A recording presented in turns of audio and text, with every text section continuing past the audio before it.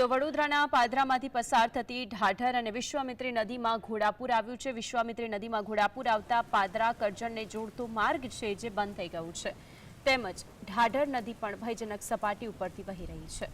વડોદરાના જે દ્રશ્યો આપ ટીવી સ્ક્રીન પર જોઈ શકો છો, નદીમાં ઘોડાપુર આવતા પાદરા કરજણને જોડતો રસ્તો છે જેને બંધ કરી દેવામાં આવ્યો છે। વડોદરાના પાદરામાંથી પસાર થતી ઢાઢર વિશ્વામિત્રી નદીની અંદર ઘોડાપુરની સ્થિતિ છે।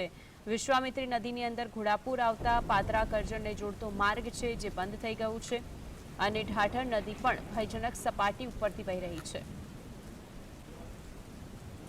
આખો રસ્તો બંધ થઈ જવાના કારણે કેટલાય લોકોને અત્યારે હાલ મુશ્કેલીનો સામનો કરવાનો વારો આવ્યો છે। એકમાત્ર રસ્તો હોય છે ત્યારે અહીંથી જવું કઈ રીતે તે લોકો માટે સૌથી મોટો સવાલ છે।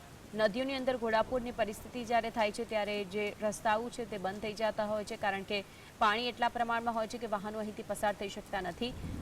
કોઠવાડા, ઠીકરિયા, મુબારક, મેઢાદ, વીરપુર સહિતના ગામો છે કે જેની અંદર આ નદીના પાણી ફરી વળ્યા છે।